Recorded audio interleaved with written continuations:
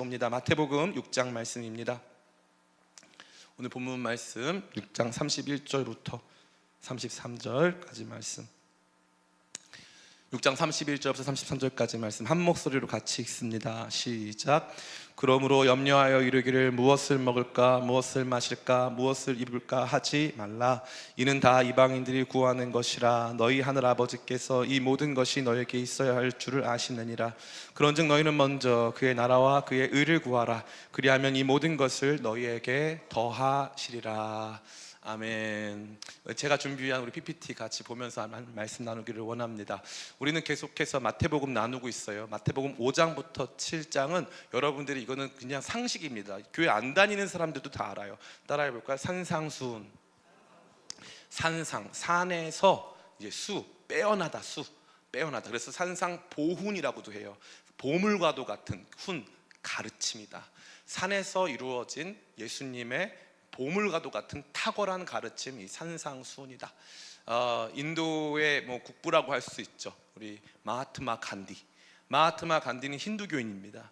힌두교인임에도 불구하고 그가 생각할 수 있는 가장 탁월한 윤리는 산상수훈의 윤리다라고 고백할 정도로 이 산상수훈의 가르침은 여러분들이 신앙이 있든지 없든지 한 번쯤은 되새기고 생각해 봐야 할 중요한 가르침이 되는 거죠. 더더욱 여러분들이 하나님께 속하여 그 부분의 나라의 백성이 되었다면 하나님 나라의 영광스러운 비밀과 신비, 그 나라의 통치의 개념을 보여주는 이 산상수훈을 알고 이해하는 것은 그야말로 너무나도 중요한 문제가 아닐 수 없다, 감히 말씀드릴 수 있습니다.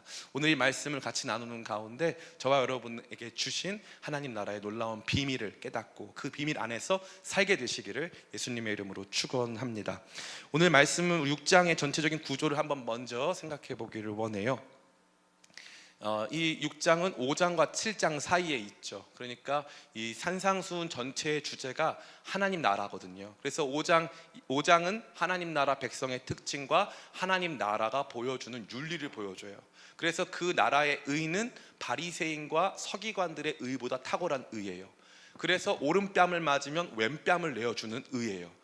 오리를 가자 하면 같이 십리를 가는 의예요. 겉옷을 달라 하면 속옷을 주는 의예요. 이 의의 수준은 단순히 살인하지 말라 했기 때문에 누군가의 생명을 빼앗는 것이 아니라 누군가를 미워하는 것만으로도 살인한 것이다 라는 것을 인정해야 될 정도로 구약 성경의 율법을 내면에 적용하여 더욱 심화시킨 율법의 극치, 율법의 완성이라고 볼 수 있어요. 이 의를 우리가 이룰 수 있다 그랬어요? 없다 그랬어요? 없다 그랬어요. 근데 이 의를 이루신 분이 있다 그랬어요? 없다 그랬어요? 있다 그랬어요. 여기서 제시되는 하나님 나라의 의를 완전히 성취하신, 그래서 예수님 뭐라고 하십니까? 너희가 내가 율법을 폐하러 온 줄을 생각하지 말아라. 내가 율법을 완성하러 왔다. 그래서 예수님은 그 율법을 완성하셨고 그 율법의 완성의 중심에는 너희가 서로 사랑하라. 서로 사랑이 율법의 중심이기 때문에 단순히 살인하지 않는 것에 만족하는 게 아니라 서로 사랑하여 나 자신을 오른뺨 맞으면 왼뺨 내어주고 겉옷 달라 하면 속옷까지 내어주고 오리 가자 하면 십리 가는 그러한 수준까지 예수님이 행하셨다. 그리고 그것으로 우리를 초청하신다. 그 십자가의 길로 우리를 초청하신다. 그것이 하나님 나라의 중요한 특징이고 하나님 나라의 중요한 원리다라는 것을 함께 생각해 봤어요. 한마디로 하나님 나라의 이론적 측면이라는 거죠. 그러한 삶을 살아갈 때, 만약에 여러분이 그러한 삶을 살아갈 때 기쁘게 살고 싶어요? 아니면 조금 어렵고 부담이 돼요?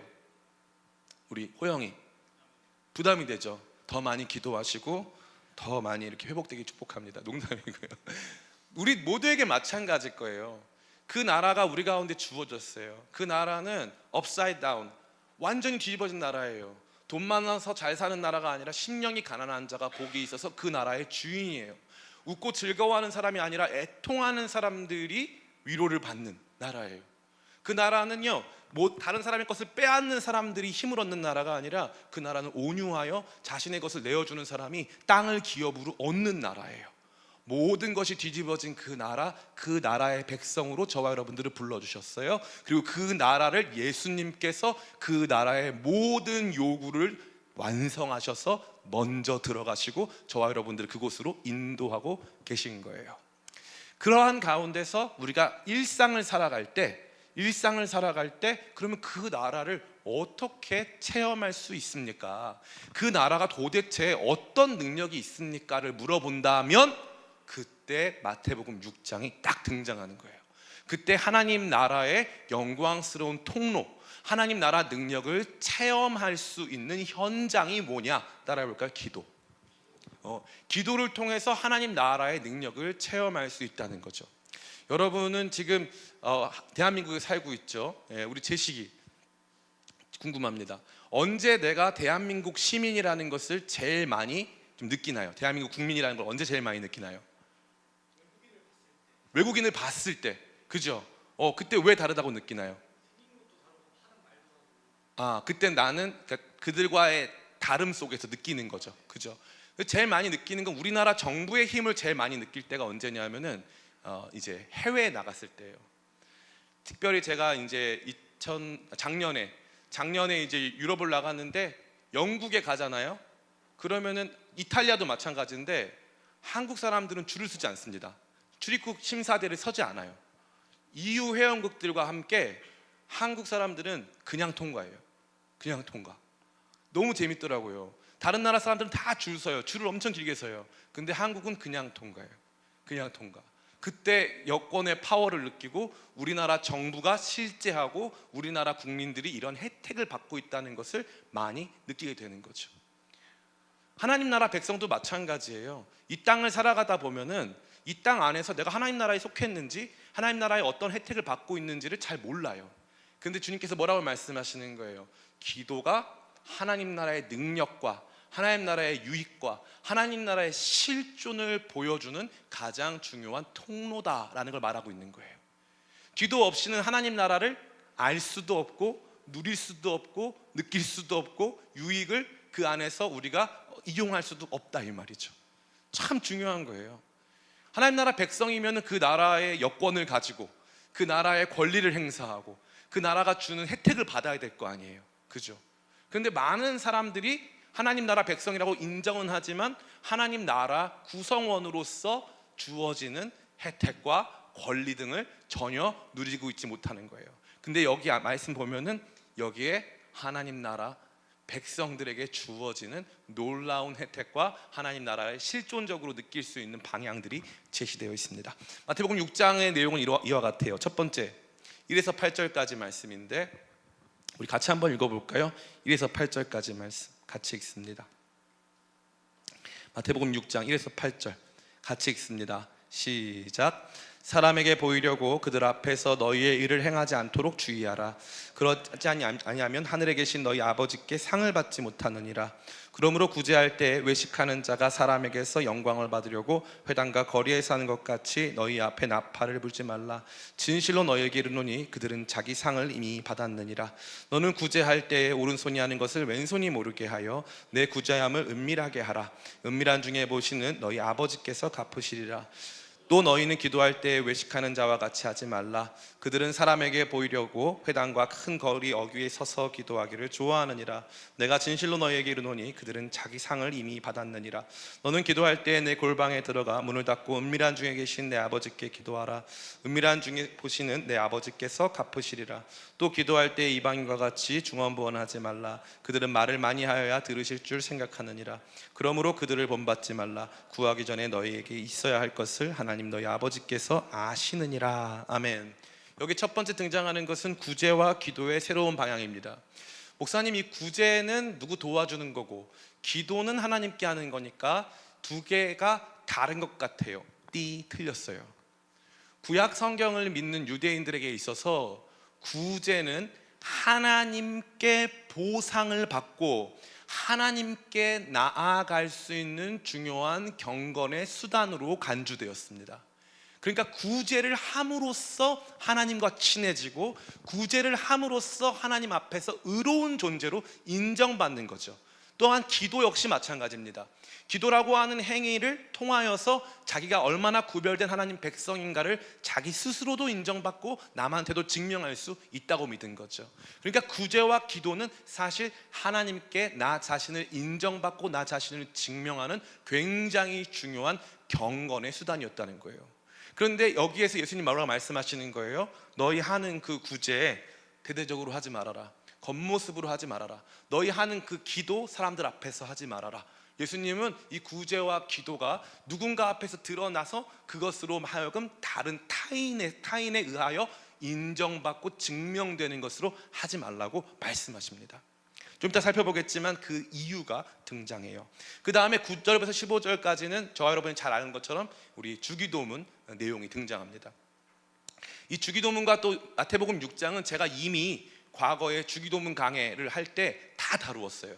그래서 더 디테일한 내용을 알고 싶으신 분은 이제 화면에 왼쪽에 이쪽에 이제 표시가 이제 절대 안 되더라고요. 근데 될 수도 있지만 어쨌건 거기에 주기도문 강해 시리즈가 유튜브 딱 링크가 떴으면 참 좋겠다라는 개인적인 소망을 우리 다비드 학순 형제에게 전해봅니다. 여기에서는 그 나라의 기도의 모범이 등장하죠. 그래서 너희는 이와 같이 기도해라 라고 되어 있어요. 너무 재밌지 않아요? 기도에 예수님께서 내용을 가르쳐 주시는 거예요. 이 내용으로 기도해라. 그러면 전 세계에서 우리처럼 자유롭게 기도하는 종교가 많을까요? 아니면 기도문을 가지고 기도하는 종교가 많을까요? 그렇죠. 아마 우리처럼 자유롭게 기도하는 기도는 우리밖에 없을 거예요. 우리밖에 없어요. 다른 데는 다 기도문이 있어요. 이 이슬람도 기도문이고 힌두교도 기도문이고 천주교도 기도문이에요. 근데 우리는 그렇게 하지 않죠. 우리는 기도문이 필요가 없죠. 대신에 그 기도문의 골격을 이루고 그 기도문의 근간을 이루는 기도의 모범을 예수님께서 제시하셨어요. 이 기도는 나중에 설명드리겠지만 지금도 마찬가지고 그때도 마찬가지고 다른 모든 종교와 우리를 구별하는 거예요. 따라해볼까요? 기도가 나다. 우리가 구하고 추구하고 원하는 게 나예요. 주님, 저 이거 원해요. 저 이거 기뻐요. 저 이랬으면 좋겠어요. 그게 납니다. 근데 지금 하나님 나라 백성에게 주님께서 기도는 이렇게 해야 돼. 이게 너여야 해. 너가 이걸 구하면 사는 존재여야 해 라고 말씀하시는 거예요. 그래서 너 삶에 이 기도가 남는 존재로 살 수 있도록 너 자신을 자꾸 이쪽으로 추구하며 나가야 돼 라고 말씀하시죠. 그 다음에 16절 18절은 기도의 부스터라고 할 수 있는 금식에 대해서도 말씀하시죠. 그 다음에 마지막으로 19절부터 34절에 삶과 기도의 우선순위, 그래서 너희는 이것을 구하라 라고 말하는 거죠. 그래서 마태복음 6장은요 별개의 이야기가 따로 떨어져서 존재하는 게 아니에요.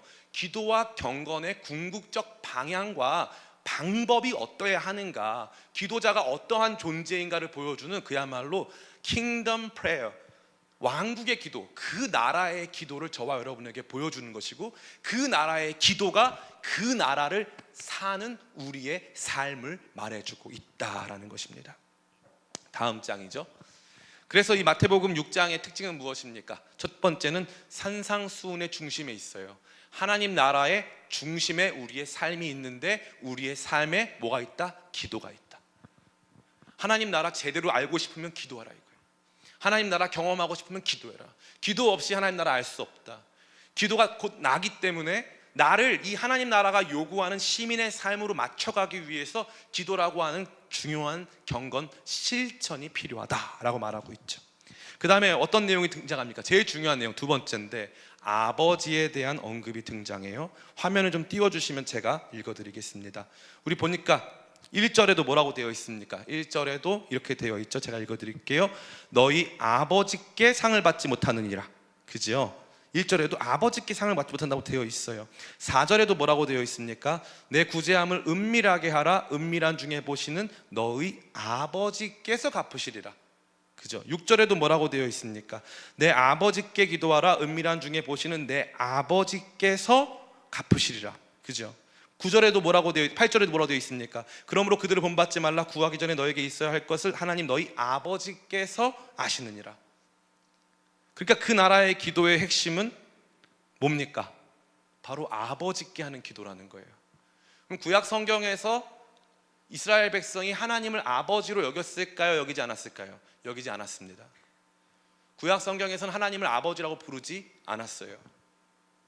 우리가 잘 아는 별로 이렇게 아랍어나 잘 모르시잖아요. 근데 여러분이 아는 단어가 있어요. 사람들이 좀 두려워하는 단어죠. 알라후 아크바르. 알라는 위대하다 이거죠. 알라는 위대하다. 이것은 이슬람교가 믿는 신관, 그들이 믿는 신의 존재적 속성을 보여줘요. 어려운 말로 전적 타자성이라고 해요. 투수타자 이런 거 아니고 완전히 우리와 구별되셔서 우리와 상관없으신 완전한 거룩 가운데 놓이신 분, 그래서 그분은 우리의 삶을 그냥 멀리서 지켜만 보실 뿐 우리의 삶에 일희일비하지 않으시는 완전한 단독자, 이게 이슬람교가 믿는 신의 모습이에요. 근데 아까 말씀하셨잖아요, 사랑이라고. 이게 이슬람에선 준 적도 없고 본 적도 없는 거예요. 불교는 어떨까요? 불교는 석가모니라던가 이미 이 열반에 오른 이 부처들에게 아버지라는 표현을 씁니까 안 씁니까? 절대 안 쓰죠. 절대 안 씁니다.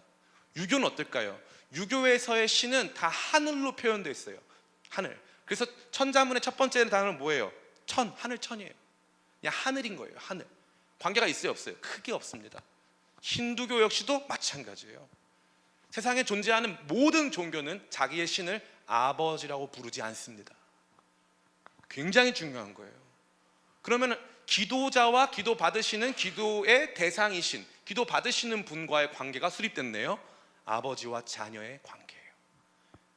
이 킹덤 프레이어, 그 나라의 기도는요, 더 킹덤 프레이어는 우리와 하나님과의 관계를 보여주는 기도예요. 우리 그 나라 백성이잖아요. 그 나라 백성은 하나님의 자녀라는 거예요. 이거 어마어마하게 충격적인 메시지입니다. 예수님이 이 이야기를 계속 하시는 거예요. 제가 아까 올려드린 이 PPT에 보면은 아버지에 대한 언급이 무려 11번 등장합니다. 11번 계속 등장해요. 너희 아버지께서, 너희 아버지께서, 너희 아버지께서. 자, 그 다음에 세 번째는 뭡니까? 여기 보니까 이렇게 되어 있어요. 은밀한 중에 보시는 내 아버지께서 갚으시리라 구문이 등장해요. 4절 같이 한번 읽어볼까요? 4절 같이 읽습니다. 시작. 내 구제함을 은밀하게 하라. 은밀한 중에 보시는 너희 아버지께서 갚으시리라. 아멘. 6절도 같이 보겠습니다. 시작. 너는 기도할 때에 내 골방에 들어가 문을 닫고 은밀한 중에 계시는 내 아버지께 기도하라. 은밀한 중에 보시는 내 아버지께서 갚으시리라. 18절 같이 보겠습니다. 시작. 이는 금식하는 자로 사람에게 보이지 않고 오직 은밀한 중에 계신 내 아버지께 보이게 하려 함이라. 은밀한 중에 보시는 내 아버지께서 갚으시리라. 이 패턴은요, 우리가 알고 있는 일반적으로 행하던 경건이 사람들 앞에서 혹은 나 자신을 증명하는 도구가 아니라 은밀한 중에 우리의 삶을 보고 계시고 이미 알고 계신 아버지가 계시고 그 아버지 앞에서 금식하고 그 아버지 앞에서 구제하고 그 아버지 앞에서 기도하라고 우리 요청하는 거예요. 그러니까 아버지에 대한 언급이 많고 그 아버지가 어떤 분이시냐면 은밀한 중에 아무도 모르지만 세상 모든 사람도 모르고 어쩌면 나 자신도 모르지만 지금도 우리의 삶을 불꽃 같은 눈동자로 바라보고 계시는 그 아버지 앞에서 살아가라. 그 아버지 앞에서 기도하라. 그 아버지 앞에서 구제해라. 그 아버지가 보고 계실 줄을 믿고 살며 금식하고 너의 삶을 그분께 올려드려라 라고 하는 거룩한 도전이 이 말씀 속에 등장하고 있습니다. 또 마태복음 6장의 특징은 무엇입니까? 그 나라와 이방인의 구별이 등장하고 있어요. 여기서는 제가 32절만 언급했는데 우리 32절 말고 우리 몇 절입니까? 우리 같이 한번 읽어보겠습니다. 7절 말씀 7절 말씀 같이 한번 읽겠습니다. 7절 같이 읽겠습니다. 시작. 또 기도할 때에 이방인과 같이 중언부언하지 말라. 그들은 말을 많이 하여야 들으실 줄 생각하느니라. 7절에 이방인 등장했죠. 이제 밑으로 갑니다. 32절 같이 읽겠습니다. 시작. 이는 다 이방인들이 구하는 것이라 너희 하늘 아버지께서 이 모든 것이 너에게 있어야 할 줄 아시느니라. 아멘. 이 이방인 내용이 이 앞부분과 맨 뒤에 부분을 해서 이걸 어려운 말로 인클로지오라고 하는데 인클로지오를 형성합니다. 그러니까 앞뒤를 완전히 막아서 하나의 이야기를 구축한다라는 것이죠. 그럼 이방인은 누굴까요? 우리 만만한 진경이. 만만하진 않아요 너가. 그러나 내 앞에 있다는 뜻이죠. 진경이. 여기서 이방인은 누굴까요? 1번 진짜 이방인, 2번 하나님 나라 백성이 아닌 사람. 2번 정확히. 박수 한번 쳐주세요. 이거 못 맞히면 문제 있던 거예요. 그러나 어쨌건 맞췄어. 귀해요. 이 이방인은요, 우리가 알고 있는 우리와 다른 민족을 말하는 게 아니에요. 여기서 말하는 이방인은 계속 말하잖아요. 그 나라에 속하지 않은 사람들을 말하는 거예요. 그 나라 백성이 아닌 사람들. 하나님 나라 백성이 이만큼 특권을 가지고 있고 이만큼 구별된다는 거예요. 하나님 나라 백성들에게 주어지는 신앙의 모습은 이와 같이 다르다라는 것을 보여주고 있는 거죠. 정리해보자면 은밀한 중에 아버지가 계시고, 그 아버지가 계속 보고 계시고, 그 아버지가 우리가 사람들에게 보여준 만큼의 경건과 희생을 통해서 갚아주시는 게 아니라 은밀한 중에 다 보고 계시기 때문에 우리의 경건의 모습이 달라야 한다. 무엇과? 이방인들과 달라야 한다. 우리는 이방인이 아니다라는 거예요. 이건 단순한 차별을 보여주기 위한 것이 아닙니다. 이것은 하나님 나라가 보여주고 있는 중대한 배타성을 보여주는 거예요. 이 배타성이라는 것은 우리가 세상과는 다르다는 거죠. 일반적으로 우리가 알고 있는 수준의 경건이나 예배나 희생이나 헌신이 아닌 진짜 살아계신 하나님 아버지 앞에서의 경건, 그 하나님 아버지 앞에서의 예배, 그 하나님 앞에서의 진정성 있는 삶을 요구하고 계신다라는 것입니다. 그 다음에 5번, 다섯 번째 무엇입니까? 같이 한번 읽어볼까요? 시작. 외적인 표현으로 경건 행위를 하지 말라. 그죠? 그래서 이 앞에 뒤를 보면은 구제 기도, 너 오른손이 하는 거 왼손이 모르게 해라. 그리고 너 시장 어귀에서 기도하지 말아라. 너 금식할 때에도 너 금식하는 모습 보여주지 말아라. 하나님이 다 보신다. 외적인 경건 행위에 머물지 말아라. 내적인 경건 행위로 들어가라 라고 말씀하셨죠. 그리고 뒤에 등장하는 19절부터 32절까지 34절까지의 내용에 보면은 6번 같이 볼까요? 6번 같이 보겠습니다. 같이 읽습니다. 시작. 외적인 것들을 주된 염려로 삼지 말아라. 외적인 것들을 주된 삶의 경건 혹은 삶의 우리가 구하는 기도의 내용의 중심으로 삼지 말아라 라는 것입니다. 이게 6장 전체에 나와 있는 킹덤 프레이어, 그 나라의 기도의 핵심 중에 핵심입니다. 자, 그렇다면 이 말씀이 저와 여러분에게 주는 메시지는 뭘까요? 1번 같이 한번 읽어볼까요? 같이 읽습니다. 시작. 우리는 기도를 통해 하나님 나라를 이 땅에서 경험할 수 있습니다. 아멘. 이 기도가 하나님 나라 5장부터 7장까지 등장하는 산상수훈의 중심에 놓여졌기 때문에 이 기도가 저와 여러분으로 하여금 하나님 나라의 실존을 경험하게 한다는 거예요. 기도하니까 하나님께서 뭐 하신다? 공급하신다. 기도하니까 하나님께서 갚아주신다. 기도하니까 하나님께서 모든 것을 알고 계시는 것을 내가 알 수 있다라는 거예요. 하나님 나라가 그와 같이 가깝게 보이기 시작하는 거죠. 기도하지 않는 크리스찬들에게는 보이지 않아요. 이 땅의 질서가 전부인 것 같습니다. 이 땅의 공급이 전부인 것 같아요. 아까 한 형제가 저를 찾아왔어요. 그래서 제가 점심도 못 먹고 그 형제랑 1시간 넘게 대화를 했습니다. 이 형제가 뭐라고 하냐면 자기가 신학교에 들어갔다가 한 번 자퇴하고 다시 복학하고 또 한 번 이제 신대원 진학하지 않으려고 호텔에서 한 3년 정도 일을 했대요. 그리고 나서 이제 고향이 이제 집이 강원도 영월인데 영월에 가가지고 자기가 아무것도 하지 않고 거기에서 머물면서 교회도 안 나갔대요. 교회 안 나갔다가 이제 제 설교와 이제 로마서 말씀을 이렇게 묵상하면서 듣고 있다가 제가 엘리야 관련해서 설교한 적이 있는데 이 하나님께서 엘리야를 먹이시는 이 까마귀로 먹이시는 그 장면에 대해서 묵상하다가 하나님께서 그럼 진짜 먹이시나 해가지고 기도를 했대요. 자기는 이 사역의 현장에 나가기 위해서는 이 정도의 돈이 필요하고 이러한 이 돌봄과 학비가 필요한데, 생활비와 학비가 필요한데 하나님이 정말 돌봐주실까? 그래서 정말 기도를 했다는 거예요. 근데 이제 이 친구가 지금은 완전히 이 신대원으로 돌아왔고 사역의 현장에 나가고 결단을 한 거예요. 뭐라고 하냐면 제가 그렇게 기도했더니 하나님이 다 채워주시더라는 거예요. 자기는 하나님의 돌보심과 공급하심을 100% 신뢰하게 됐다는 거예요. 그러면서부터 게임이 달라지는 거예요. 그 전에 우리가 생각하는 이 삶의 계산을 만들어가는 게임은 뭐냐면 내가 열심히 살면 열심히 살 만큼 보상이 이루어지는 닫힌 체계 안에서의 게임이에요. 내가 일을 했기 때문에 월급이 나오는 거고 내가 준비를 했기 때문에 결론이 났다라는 거죠. 그런데 이 친구가 자기는 3년 동안 호텔에서 일하면서 그 대한민국 6성급 호텔에서 일하면서 거기 호텔에서 정직원 제의를 받았대요. 그래서 자기 정말 가고 싶었대요. 근데 하나님께서 계속 자기를 사역 현장으로 이끄시고 너무 힘드니까 계속 기도를 했는데 하나님의 공급하심이 자기 삶에 임하는 걸 보면서 와, 하나님이 살아계시고 하나님의 나라가 지금도 있고 그 나라와 그 의를 구할 때 내가 구하는 것 이상으로 채워주신다는 것을 경험했다는 거죠. 이거 정말 중요한 문제예요. 오늘 우리 청년들이 왜 의기소침한 줄 아세요? 하나님의 공급과 채워주심, 하나님의 놀라운 통치를 경험하지 못하기 때문이에요.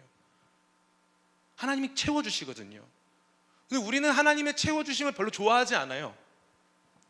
하나님의 채워주심 이런 생각해요. 내가 직장에서 더 승진하거나 더 좋은 직장에서 스카웃되거나 아니면 어쨌건 간에 보장되고 눈에 보이는 가치들이 더 확실하게 되는 상황이 내게 주어지길 원한다는 거죠. 기도 없이, 그런 거 없이 하나님이 알아서 잘. 근데 하나님 뭐라고 말씀하시는 거예요? 구하라. 구하라. 5, 6, 7, 8 구하라.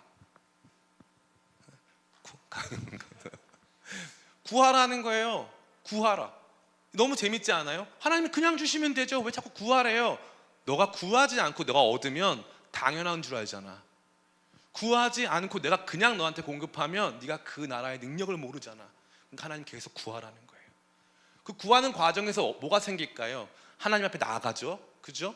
하나님 앞에 나아가면서 하나님 뭐라고 불러야 돼요? 아버지라고 부르죠. 하늘에 계신 우리 아버지, 아빠 이렇게 부르죠. 아빠 저 힘들어요. 아빠 저 너무 어려워요. 그 아빠라고 하는 그 단어가 주어지는 순간부터 그분이 나를 위해서 공급하실, 기꺼이 공급하실 의지가 있으시고 공급하실 책임이 있으시고 공급하실 능력이 있으신 분이라는 것을 전제하는 거잖아요. 그러니까 우리가 아빠라고 기도하는 순간부터 하나님의 실존과 우리를 향한 그 사랑이 그때부터 이제 엔진처럼 돌아가면서 막 주어지기 시작하는 거예요.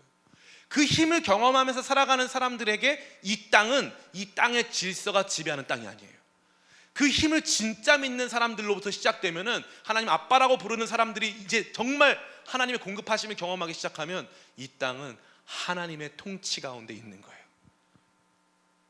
사람을 높게 하기도 하시고 낮추기도 하시고 부하게도 하시고 빈하게도 하시면서 끝까지 우리를 포기하지 않고 인도하시는 하나님 아빠가 통치하는 그 나라에 나는 살고 있는 거예요. 제가 뭐라고 말씀드렸어요? 우리가 이 땅을 살아가면서 이 땅에 그냥 살면요, 이 대한민국 국민이라고 하는 그런 어떤 자부심이나 그 국민이라고 하는 의식을 거의 갖기가 어려워요. 근데 해외에 나가보면은 거기서 여러 가지 주어지는 혜택들, 거기서 한국인이기 때문에 얻게 되는 여러 가지 유익들을 통해서 내가 그 나라에 속했구나 라는 것을 많이 알게 되는 거죠. 특별히 해외에 나가 있으면은 제가 보니까 우리나라가 무슨 뭐 다른 나라랑 축구 시합한다 그러면 거기서 막 응원해요. 왜 응원할까요? 나는 한국에 살지도 않고 하는데, 왜냐하면 난 그 나라에 속했거든요. 크리스찬도 마찬가지예요. 우리 자신이 그 나라에 속하여 있다는 것, 그 나라의 위대한 싸움, 그 나라의 위대한 경쟁 가운데 그 나라가 지금도 어둠의 권세를 굴복시키고 새로운 지역마다 그 나라의 영광스러운 능력으로 도래케 되는 것을 볼 때 우리는 기뻐하고 소리 지르고 신나할 수 있는 거예요. 하다못해 축구 한 게임만 해도 우리가 얼마나 좋아요. 그런데 지금 절대 넘을 수가 없을 줄 알았던 이슬람 장벽이 넘어가지고 복음이 이슬람 장벽 안까지 침투하고 이슬람의 다음 세대는요, 새로운 세대가 일어나고 있어요. 그 친구들은 유튜브, 인스타그램 이런 걸 보는 친구들이에요. 거기에는요, 멋있는 한국의 크리스찬들이 등장하고요, 거기에는 정말 하나님의 영광스러운 이야기가 그들의 언어로 증거되고 있어요. 그들은 새로운 세대입니다. 그 일이 벌어질 때 여러분이 왜 안 신나는 줄 알아요? 여러분이 그 나라 백성이 아닌 거로 생각하니까, 그 나라 백성이 아니라고 생각하니까 안 신난 거예요. 기도하면서 내가 하나님 나라에 속해 있구나, 내 인생 전체가 하나님께 속했구나, 나를 부르신 분이 그분이시고 그분이 나를 하나님 나라 가운데 살며 그 나라의 영광 가운데서 우리의 가치를 갖게 하시는 분이구나, 이거 알기 시작하면 그 다음부터는 이 일을 멈출 수 없어요. 기도하는 일, 기도와 함께 그 나라와 함께 행진하는 그 일을 멈출 수 없는 것입니다. 제가 예전에는요, 가난하게 살았기 때문에 여러분의 삶에 제가 경험한 가난이나 어려움이 없길 바래서 이런 얘기를 대놓고 못했어요. 근데 제가 시간이 지나 보니까 알게 된 게 뭐냐면은, 하나님께서는 우리를 가난한 데도 처하게 하시고 부한 데도 처하게 하시는데 모든 것의 일체의 비결을 알게 하세요. 그래서 가난과 부에 영향받지 않고 당당하게 하나님 자녀로 살게 하시는데 그 중심에 기도가 있습니다. 저는 여러분들이 참다운 기도, 아버지께 드리는 참다운 기도 가운데 하나님 능력 체험하시기를, 하나님 나라의 능력 체험하시기를 간절히 축복합니다. 아멘. 두 번째, 같이 한번 읽어볼까요? 시작. 기도와 경건의 핵심은 아버지 앞에서입니다. 아멘. 앞서 말씀드린 바와 같이 그 구문이 등장해요. 은밀히 보시는 너희 아버지께서 너희에게 갚으시리라 라고 하는 이 구문은 경건에 대해서만 등장해요. 구제, 기도, 금식 내용 앞에서만, 그 안에서만 은밀히 보시는 이라는 표현이 등장하죠. 참다운 경건은 하나님 앞에서의 진정성이에요. 진정성. 이 진정성은 진짜 하나님 앞에 있는 의식을 말하는 거예요. 내가 하나님 앞에 있다라고 하는, 하나님 내 아버지라고 하는 하나님과의 형성된 관계, 하나님 앞에서 그분이 내 안에 계시다는 임재 의식이 필요하다는 거죠. C.S. 루이스는 말했어요. 우리가 어떻게 하나님을 사랑할 수 있습니까? 라고 누가 질문했을 때 C.S. 루이스 뭐라고 하냐면은, 하나님을 사랑한다고 가장하고 행세해 보세요. 하나님을 사랑한다고 가장하고 행세해 보라는 거예요. 하나님이 여기 계시다고 가장하고 행세해 보라는 거예요. 하나님이 우리와 함께 하신다고 가장하고 행세해 보라는 거예요. 사람들이 그건 위선 아닙니까? 그런데 이렇게 말해요. 모든 어린아이들은 어른들의 모습을 가장하면서 성장한다는 거예요. 어린아이들이 엄마가 바르는 화장품을 바르고, 엄마가 입는 옷을 입고, 엄마가 입는 신발을 신다가 장난스럽게 어른처럼 행세하기 시작하면서 진짜 어른이 되어간다는 거예요. 형제들도 마찬가지예요. 왜 7살짜리가 권총을 장난감으로 삼을까요? 7살짜리 남자애한테 바비 인형을 선물해 준다면 왜 이상한 걸까요? 물론 좋아할 수도 있죠, 걔가. 그러나 우리 모두는 알고 있어요. 7살짜리, 10살짜리는 변신 로봇, 비행기, 권총 이런 것들을 훨씬 좋아한다는 사실을 알고 있죠. 왜냐하면 그렇게 내가 누군가를 위해서 싸워주고 누군가를 극복하고 이겨내고 하면서 성장하게 될 것을 가장하는 거예요. 그래서 우리 가운데 필요한 것은 사랑하는 것으로 간주하고 가장하면서 사랑하는 거예요. 목사님, 그거 위선 아닌가요? 그게 언제가 위선이냐 하면 정말 사랑할 마음이 없는데 가장하면 위선이죠. 그러나 내가 아직 충분한 사랑의 마음이 없고 아직 충분한 하나님 나라를 향한 관심이 없을 때에도 불구하고 내가 그 나라에 대한 관심과 사랑으로 채워지기를 원해서 그러한 모습으로 성장할 수 있다고 생각하고 가장하는 건 위선이 아니라는 거예요. 전 여러분에게 강력하게 도전합니다. 강력하게 도전해요. 하나님 앞에서를 연습하세요. 단순히 하나님 두려워하는 걸 의미하는 것 그 이상이에요. 하나님의 아버지를 나의 연인으로 삼는 거예요. 제가 안타깝게 생각하는 게 있는데, 이제 미국이나 이제 다른 지역, 영국이나 이런 지역에 가서 찬양을 부르면 주님을 사랑한다는 표현이 많아요. 그리고 그분의 아름다우심에 대한 표현이 많습니다. 예수 아름다우신. 근데 여러분, 진경이 예수님이 아름다우신가요? 예수님이 어떤 파트가 아름다우시죠? 눈? 코? 예수님의 전체적인 어떤, 예수님이 팔등신? 우리는 예수님을 묵상하지 않아요. 예수님의 아름다움을 탐닉하지 않아요. 성경은요, 끊임없이 하나님과 우리와의 관계를 신랑과 신부의 관계로 묘사하고요, 연인의 관계로 묘사해요. 다윗은 하나님의 연인이에요. 내가 주의 성전에 있는 것이 다른 곳에서 천날보다 낫다고 고백해요. 주님 안에 있을 때 내가 주의 손으로 나를 덮어달라고 고백해요. 다윗은 하나님의 연인이에요. 근데 우리가 기도할 때 그러한 영적 감수성이 없어요. 제가 그 부분이 제일 안타까워요. 장로교 신자들이 대부분 그런데 지성적인 면이 발달하다 보니까 조직신학적이거나 성경 해석에서는 굉장히 탁월한데 이런 영적 감수성이 완전히 메말랐어요. 그래서 신앙 MBTI로 F가 없어. 다 T예요. 그래서 끊임없이 진리에 대한 질문은 있는데 그 진리가 주는 달콤함, 그 진리가 주는 따뜻함, 그 진리 안에서 누려지는 우리 가운데서 하나님께서 우리를 끌어안아 주시는 그분의 그 안정적인 그 마음이 우리 가운데 없어요. 근데 예수님 말씀하시잖아요. 하나님 아버지 앞에서 해라. 아버지 앞에서 해라. 너희는 이렇게 기도하라. 하늘에 계신 우리 아버지요. 예수님이 기도할 때 처음 가르쳐준 게 뭔 줄 아세요? 우리는 하늘에 계신이 먼저죠. 원문이 뭔 줄 알아요? 원문은 파테르, 아버지, 이게 먼저예요. 아버지, 이게 먼저라고요. 먼저 기도할 때 아버지 이렇게 하고 기도하라는 거예요. 아버지. 이게 제일 힘든 사람이 누군 줄 알아요? 저예요. 저는 아버지가 없거든요. 아버지가 없어요. 제가 이제 총신대 다닐 때 채플 시간에 한 목사님 오셨어요.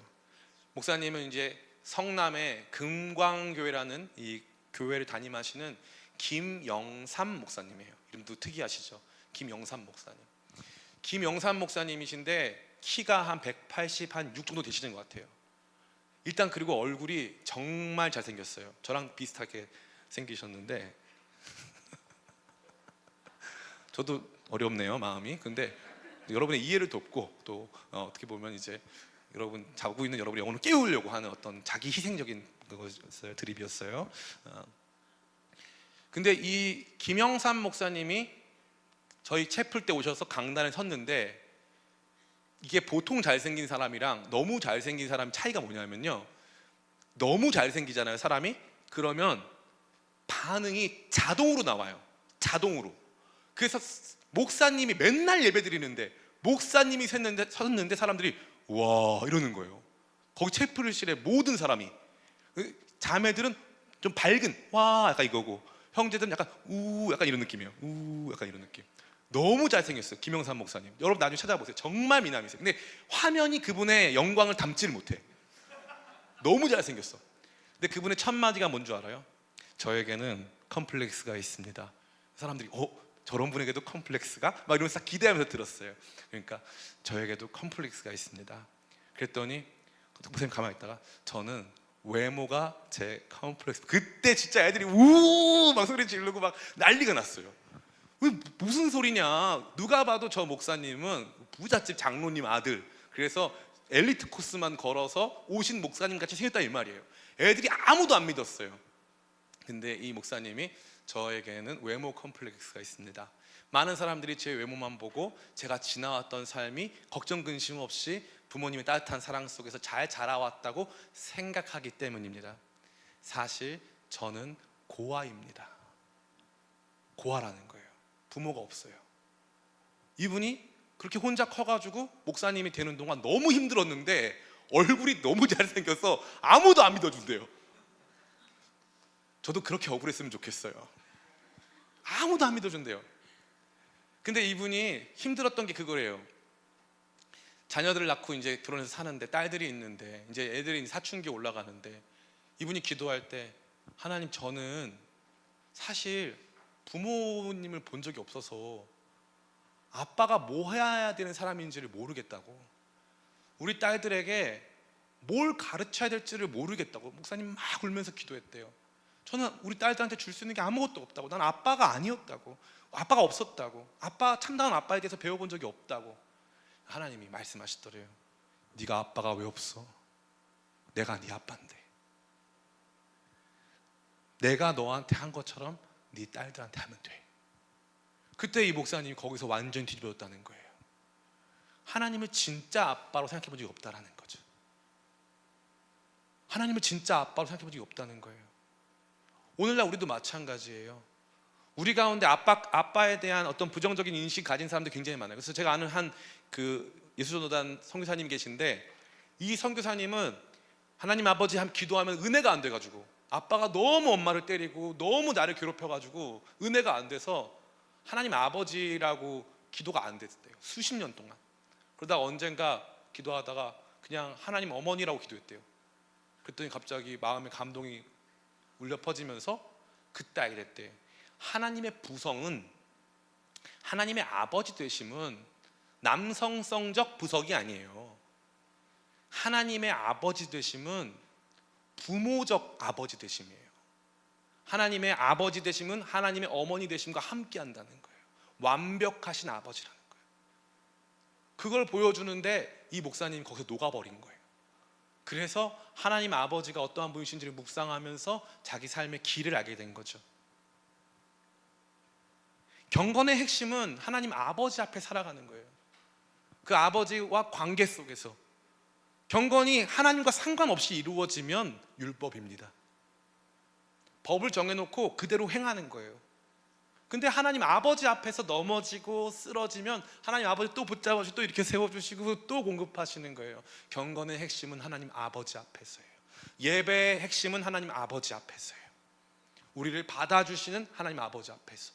많은 사람들이 사역하고 많은 사람들이 예배하고 많은 사람들이 경건 활동하지만 신앙적 감수성이 전혀 없고 하나님의 임재 의식이 없어요. 하나님 우리와 함께 하신다는 의식이 없단 말이에요. 하나님 여기 계시잖아요. 그분이 우리 가운데 계심을 믿고 그렇게 생각하면서 예배하고 우리의 삶을 바라보실 줄을 믿고 견뎌 나가는 거예요. 그때 진짜 경건이 시작되고 진짜 하나님의 역사가 시작된다는 거예요. 왜요? 은밀한 중에 보시는 내 아버지께서 갚으시리라. 갚으시리라. 하나님 아버지 앞에서. 제가 군대에 좀 늦게 갔어요. 26살에 갔는데 논산에 25연대 이제 훈련병으로 갔습니다. 갔는데 그때 이제 물이 부족해가지고 이제 물 당번이 가서 이제 물을 떠오는 취수장 가서 거기에서 약수통 한 8개 정도를 퍼가지고 이제 200여 명 되는 이제 이 훈련병들한테 점심시간에 물을 나눠줘야 돼요. 그럼 오후에 또 훈련이 있기 때문에 자기 수통에 물을 채웁니다. 근데 이게 우리가한테 부여된 업무는 어디까지냐면은 물을 갖고 와서 식당에 지정된 장소에 두기만 하면 돼요. 그러면 자유롭게 물을 가져가면 됩니다. 그런데 이게 세상에는 반드시 그런 약삭 빠르고 빠른 사람들이 있고 좀 느리고 좀 이렇게 둔감한 사람들이 있어요. 근데 약삭 빠른 사람들이 자기가 거기서 먼저 물을 다 마시고 그 수통에 물을 가득 채웁니다. 그러면 물리적으로 250명에게 이 물이 다 공급될 수가 없어요. 그럼 저는 어떻게 했냐면 밥을 제일 먼저 빨리 먹고 그 물통을 지키고 거기다가 이제 이 주전자를 제가 따로 준비해가지고 주전자에 물을 다 따라놓고 제가 250명한테 물을 따라주는 거예요. 딱 70%만. 그러면요 애들이 와가지고 네가 뭔데 이 물을 통제하냐 이거예요. 근데 저는 물 당번인데 제가 통제하지 않으면 뒤에 있는 우리 전우가 물을 못 먹는다고. 저를 욕할 거면 욕해라. 나는 물을 따라줘야 된다. 해가지고 제가 그거를 거기 있는 6주 동안 했어요. 애들이 저한테 욕을 엄청 많이 했죠. 자기 빨리 물 먹어야 되는데 너 때문에 물 못 먹었다. 나이도 어린 것들이 그랬는데 어쨌든 어린 것들이 문제. 어쨌든 그랬는데 근데 이제 마지막 날 훈련소 마지막 날 이제 뭐 수고한 조교님 뭐부터 해가지고 그때 분대장들 막 해가지고 막 축하해주고 막 이렇게 파티하는 시간이 있었어요. 근데 마지막 그 사회자가 우리 대대 사회자가 25연대 1대대 사회자가 1중대 사회자가 이러는 거예요. 아 여러분 우리 이분도 빠뜨릴 수 없죠. 이분도 빠뜨릴 수 없죠. 우리 물땅 아저씨 모셔볼게요. 그러더니 이 아저씨가 있어가지고 우리가 다 다른 중대는 물 못 먹는 사람 많았는데 우리는 물 다 먹지 않았냐고 박수 쳐주자고 하더라고요. 제가 그거 하면서 욕을 먹을 때 제가 하나님께 기도한 게 있어요. 아버지 보고 계시죠? 아버지 보고 계시죠? 제가 이거 해야 다 먹을 수 있어요. 아버지 보고 계시죠? 하나님 보고 계시다는 거예요. 우리의 구제와 우리의 경건이 하나님께 기억된다 이 말이에요.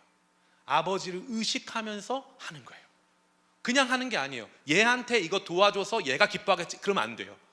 내가 누구 도와주잖아요. 그 사람 나한테 고마워할까 안 할까? 안 합니다. 이게 법칙이에요. 그 사람은 저를 종종 잊어요. 종종 잊는 수준이 아니라 그냥 대놓고 저를 무시할 때가 굉장히 많아요. 저는 많은 이 후배 교역자들 있잖아요. 후배 목회자들 야, 얘가 어떻게 나한테 이러냐, 이런 사람 되게 많아요. 근데 예수님도 배반당하셨잖아요. 배반은 그냥 너무 자연스러운 거야. 인생은 배신의 역사예요. 그거 두려워하면 안 돼. 그러나 우리는 그럼 누구 앞에서 하는 거예요? 이 사람이 나한테 잘해줄 거기 때문에 이 사람한테 잘해준다? 안 돼요. 하나님 보시죠. 하나님 말씀 지키려고, 하나님께서 원하시는 그 나라의 백성의 삶을 살려고 저 이렇게 고생하고 있어요. 하나님 보고 계시죠? 아버지 저 힘들어요. 아버지 보고 계시죠? 하나님 반드시 갚아주십니다. 반드시 갚아주세요. 경건과 기도와 금식과 구제와 헌신의 중심에 하나님 아버지 앞에서의 삶을 두시는 저와 여러분들에게 축복합니다. 마지막 세 번째 같이 읽겠습니다. 시작. 기도의 우선순위는 그 나라와 그 의입니다. 우리 같이 한번 읽어보겠습니다. 오늘 말씀 31절부터 33절 이 말씀하고 말씀 마칠게요. 같이 읽습니다. 31절 33절 같이 읽습니다. 시작. 그러므로 염려하여 이르기를 무엇을 먹을까 무엇을 마실까 무엇을 입을까 하지 말라. 이는 다 이방인들이 구하는 것이라. 너희 하늘 아버지께서 이 모든 것이 너에게 있어야 할 줄을 아시느니라. 그런즉 너희는 먼저 그의 나라와 그의 의를 구하라. 그리하면 이 모든 것을 너희에게 더하시리라. 아멘. 하나님께서 무엇을 먹을까 무엇을 입을까 무엇을 마실까 염려하지는 말라고 했어요. 염려하지 말라고 한 거는 하나님 안 주시겠다는 거예요? 주시겠다는 거예요? 주시겠다는 거예요. 주시겠다는 거예요. 그런데 여러분, 하나님이 정해주신 패션 좋아요, 싫어요? 하나님 만약에 오늘 아침에 코디를 정해주셨어. 오늘은 야, 이 스타일로 가자. 올드머니룩으로 가자. 그럼 좋아요, 안 좋아? 조금 불편할 수 있어. 하나님 취향은 나랑 좀 다를 수 있으니까. 그래서 그럼 주님 여기 무엇을 입을까 정도는 제가 입맛은 포기해도 이거는 주님 제 스타일 좀 인정해 주셨으면 좋겠어요. 기도할 수 있잖아요. 우린 다 그렇게 생각해요. 무엇을 먹을까? 여러분 생각해 보세요. 직장인이야. 낮, 오전, 10시 반. 여러분의 고민과 근심은 뭡니까? 점심에 무엇을 먹을까? 내가 365일 제육볶음만 먹을 수는 없잖아요. 무엇을 먹을까? 고민해 안 해? 한단 말이에요. 그러면은 하나님께서 너희 무엇을 먹을까 무엇을 마실까 염려하지 말라 그랬는데, 이건요 고민이 아니라 염려잖아요. 그 말은 뭐냐면은 못 먹을까 봐 염려한다는 거예요. 내가 뭐 먹을 수 있을까? 내가 입을 수나 있을까? 내가 마실 수나 있을까? 이 절대적인 빈곤과 궁핍과 공급 없음의 상황에 대해 걱정해라 말아라? 말아라. 따라해볼까요? 나는 굶어 죽을 확률이 없다. 네, 여러분들은 굶어 죽을 확률이 없습니다. 일단 기본적으로 없어요. 선포하세요. 네. 두 번째 따라해볼까요? 나는 헐벗을 확률이 없다. 여러분이 헐벗으면 문제가 뭐냐 하면 사회적으로 힘들어. 여러분만 문제가 아니야. 여러분이 헐벗은 상태가 보면 누군가는 제 옷을 입혀줘야 될 것 같아, 이런 생각이 드는 거예요. 제 옷을 빨리 입혀줘야 된다. 그런 생각이 들어요. 그러니까 그게 사회적으로 힘들었기 때문에 하나님 여러분 절대 벗겨두지 않습니다. 힘들어. 제가 벗었다고 생각해 보세요. 와, 진짜 최악이잖아. 와, 진짜 저를 잘 입혀주시잖아, 하나님은. 그죠? 왜냐하면 여러분이 힘들까봐. 여러분이 힘들까봐 하나님 잘 입혀주시는 거예요. 그럼 뭐 마시는 거, 물 못 마시면 죽잖아요. 물 못 마셔서 죽을 확률이 있다 없다? 없다. 여러분 삶에 그런 거 없어요. 굶어 죽을 확률 없어요. 그러니까 이게 여러분들에게 있어서 궁극적 관심과 염려와 근심이 되지 말라는 거예요. 이거 진짜 중요한 거예요. 저는 목사잖아요. 제가 봤을 때 저한테 남은 시간이 한 20년 남았어요. 그러면은 제 이 사례비라든가 다 곱하면은 제가 노후에 살게 될 삶의 수준이 결정돼 있어요. 그죠? 다 결정돼 있단 말이에요. 그리고 제가 중간에 조금 실패를 하거나 뭐 무슨 문제가 생겨가지고 뭐 조기에 그만두거나 하면은 또 결정돼 있어요. 제 나이에 되면 다 여러분 똑같은 고민을 할 수밖에 없어요. 삶은 결정돼 있어요. 무서워요. 그러다 보니까 사람들 안에서 욕심이 생기고, 그러다 보니까 염려, 걱정, 근심이 굉장히 많아져서 나중에 나 늙어서 아무것도 없는 거 아니야? 이 생각 든단 말이에요. 들어요. 그게 인생이라고요. 그게 인생이라고요. 근데 주님이 뭐라는 거예요? 너 굶어 죽을 일 없음.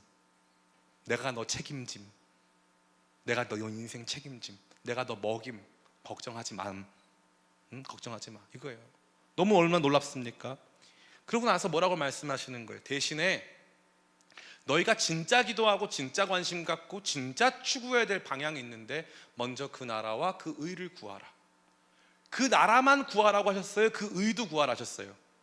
그 의를 구하라셨어요. 그럼 이 의는 어디에 등장하는 의예요? 마태복음 5장에 등장하는 의예요. 어떤 의? 바리새인과 서기관의 의보다 탁월한 의를 말하는 거예요. 그러니까 예수님께서 먼저 앞서서 보여주셔서 십자가 길로 통과하셔서 보여주신 로마 군병이 겉옷을 벗기고 속옷을 벗기고 십자가를 지우고 오리 심리를 넘어서 골고다 언덕까지 가자고 했을 때 예수님께서 순종하면서 걸어가신 그 길로 이루신 그 의가 우리 삶에 임할 수 있도록 기도하라 이 말이에요. 주님, 그 의가 우리의 삶에 임하기를 원합니다. 그러한 의로운 존재로 변화되기를 원합니다. 예수님 십자가의 길을 따라가는 사람 되기를 원합니다. 그게 우리가 구해야 할 우리의 실존적인 모습이고, 또 우리가 구해야 될 하나님 나라의 영광스러운 도래, 하나님을 아버지라 부르는 많은 백성들, 하나님을 아버지라 부르는 백성들을 공급하시며 인도하시는 하나님, 이거 구하고 살라 이거예요. 이 자체가 선교적 기도고, 이 자체가 선교적 삶이에요. 내가 이 땅에 존재하는 건 나 잘 먹고 잘 살려고 존재하는 게 아니라는 거예요. 그 기본 해결이란 말이에요. 자유해 주시길 축복합니다. 제가 말씀드렸잖아요. 제가 예전에는 여러분에게 직장 그만두고 우리 6개월 넘어가자 이런 말 못했다니까요. 왜냐하면 여러분들이 직장 그만두고 넘어가면 11조가 끊기고, 11조가 끊기면 당장 제가 힘들 것 같아. 그런 말 못했어요. 교회 운영이 안 될 것 같아. 진짜 그랬다니까요. 진짜 교회 개척해봐요. 다 이 마음 들어요. 그런데 요즘에 제 하나님께 주신 마음이 뭐예요? 먼저 그 나라와 그 의를 구하라. 먼저 그 나라와 그 의를 구하라. 그리하면 이 모든 것을 내가 너희에게 더하시리라. 이 놀라운 하나님 나라의 위대한 선언이 있는 줄을 믿습니다. 여러분 굶어 죽을 것 같아요? 안 될 것 같아요? 망할 것 같아요? 하나님이 여러분 힘들게 할 것 같아요? 아니요. 제가 살면서 느낀 게 뭐냐면은, 하나님은 저를 힘들게 하신 적이 없어요. 제가 저를 힘들게 하더라고요. 제가 저를. 하나님은 저를 힘들게 하신 적이 없어요.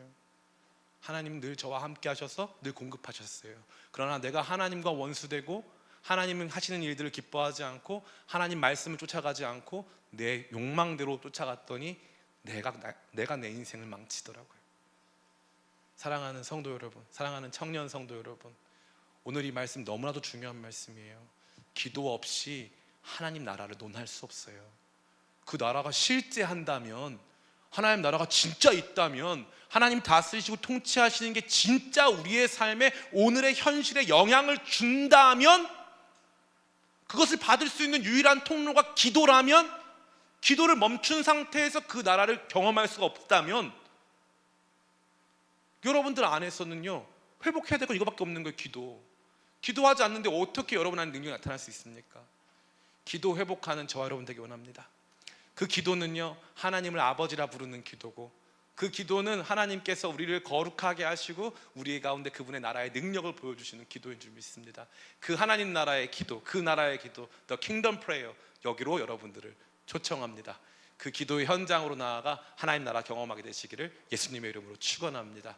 찬양 같이 불렀으면 좋겠습니다. 우리 나의 하나님이란 찬양인데,